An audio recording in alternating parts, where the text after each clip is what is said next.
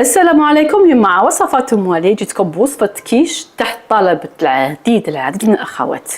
كيش تكون حشو اقتصادي. اليوم جبت لكم واحد الوصفة بواحد العجينة تقرميش وحشو فوق الاقتصادي. يلا تبعي معايا. أنا درتها خبزة واحدة، تقدري ديريها دي ماني كيش. تبعي معايا الأخير، متأكدة إلا حضرتيها رايحة تنال إعجابك. نبداو بالعجينه. هي الاولى العجينه واش فيها؟ عندي هنايا 2 كيسان نتاع فرينه، 2 كيسان فرينه رايحه يعني اللي هما بالميزان 250 غرام. اللي رايحه ندير لهم مغرفه صغيره نتاع السكر ماشي معمره بزاف، نص مغرفه صغيره نتاع خميره الحلوه، راح نزيد عليهم الملح، نديرو كامل المقادير الجافه في الاول نخلطهم مع بعض. رايحه نزيد عليهم 125 غرام تاع لا مارغارين اللي تكون طريه، نفتحها. راني دايره منها هذه من قبل، لكن كيفاش نحسب دوك؟ المهم انا هذه فيها 250 غرام، اذا 125 غرام هذا هو النص نتاع العلبه. ندير انا هذا اللي منا، النص اللي منا ندير 125 غرام. هاد العجينه تجي هايله، تجي مبسه وتجي بنينه.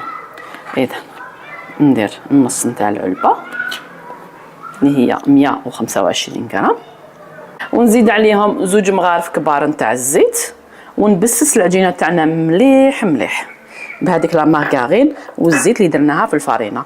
لازم تحسي كل حبه تاع فارينه تغلفت لنا بلا مارغارين والزيت. من بعد ما بسستها مليح مليح، شوفوا ندير عليهم حبيبه نتاع البيض. هذه الحبه تاع البيض تقدري تستغناي عليها، لكن لازمتيها راح تعطينا بنه هايله، لكن تقدري تنحيها وما ديريهاش.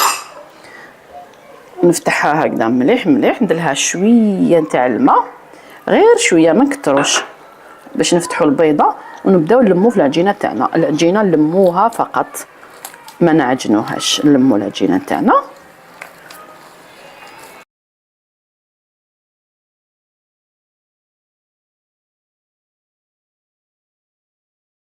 اذا هاهي تلمت العجينه، شفتوا شحال درت بيضه وغير شويه تاع الماء روحي معاه غير بالعقل يعني، والا راح تجري العجينه. درت يا ربي مغرف كبيره ولا مام با 2 مغارف كبار كفاوني باش نلم العجينه تاعنا. ها هي العجينه تاعنا بعد ما لميناها. واش راح نديرها؟ راح نديرها في كيس بلاستيكي ونخليها ترتاح الوقت، يعني نوجدوا الحشو نتاعنا. وين نخليها ترتاح؟ غير لهنا فوق البلون دو طرافا، يعني ما ندخلوهاش الفريجيدير. ها هي معنا العجينه تاعنا، اذا نخليها غير لهنا ترتاح. بالنسبه للحشو واش راح يكون؟ هنا عملت دي مقله درت فيها شويه زيت وبصله تكون مليحه، اللي قطعتها هكذا رقيق رقيق، ونخليها حتى تطيب مليح مليح وتطيح وتتحمر لنا.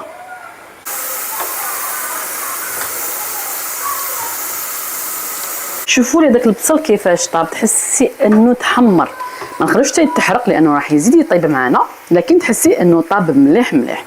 واش راح نزيد عليه هذا البصل؟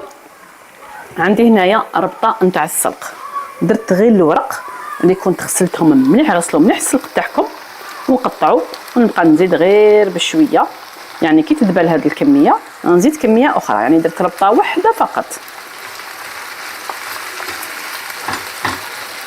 بعد ما دبلت الكميه الاولى نزيد الثانيه، ونبقى نخلط حتى يدبل لنا مليح مليح. بعد ما دبل لي نديرلو شويه نتاع المعدنوس هكذا باش يعطينا البنه. يعني الحشو تاعنا شفتوا شحال ساهل، يعني اقتصادي. نديرلو شويه نتاع فلفل الكحل والملح. الملح ما نكتروش، نعرفوا انه السلق هو اصلا ما يحملش الملح. هذا واش راح نديرلو، ونبقى نخلط فيه حتى يتجمر لنا مليح مليح من هذاك الماء نتاعو. اذا ها هو الحشو تاعنا حتى ينشف كامل من هذاك الماء باش نستعملوه. نطفيه ونخليه هكذا يبرد ونجوزو العجينه تاعنا. اذا ها هي العجينه تاعنا بعد ما ارتاحت لنا. انا حنستعمل هذا الليمون الكبير لانه العجينه فيها خير ربي. هنا من بعد كما تقدري ديري صغار، ماشي شرط يعني ديريهم هكذا كبار.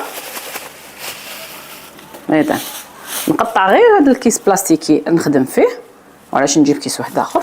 يلا نتعلموا شويه نقتصدوا في الكوزينه نتاعنا. اذا من بعد نبدا نفتح فيها على حساب العجينه اللي عندنا. حاجه واحده اللي نديرها، ندير شويه تاع فرينه غير على الوجه، ما ديريش من التحت. راني حبتها تلصق لي في الساشي باش كي نقدر كي نجي نقلبها تجيني العمليه سهله. اذا نفتحها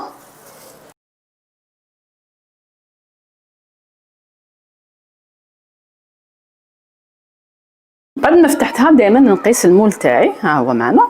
بعد نحكم نرفدها هكذا بالكيس، شوف شحال تجي سهله، ونقلبها في المول تاعنا. ما كاش اسهل طريقه من هذه. استعملي الكيس بلاستيكي، ما تستعمليش ورق الطهي لانه خشين ويعذبك. استعملي هاد الاكياس تاع الكونجيلاسيون، يجوا رقاق ويجونا سهلين في الخدمه. من بعد نقطع العجينه الزياده، نحي كيس بلاستيكي ونشوف الى مثلا هنايا عندي انا بلاصه هنا ما لحقتليش العجينه، واش ندير؟ نحي هاد شويه منه ونسودي. هذا ما كان. وانتي درتي فون دو كيش ولا فون دو طارت هايله، يعني هاد الوصفه تقدري ميم ديريها الحلوه. اذا دوك نسويها مليح مليح في الاطراف. من بعد نعمل لها ثقب كامل هكذا باش ما تنفخناش في الفرن. ورايحه نجهز لاباراي اكيش. راح ندير 2 بيضات كاملين اللي رايحه نزيد معاهم 2 علب نتاع الياغورت ناتور، ياغورت طبيعي. اللي عندها لا كريم فريش تقدري ديري كاس نتاع لا كريم فريش. اذا ندير 2 علب نتاع الياغورت اللي رايحه نزيد عليها شويه فلفل الكحل وشويه ملح، ونخلطهم مليح مليح بالفوي ولا بالفرشيطه كيما حبيتي.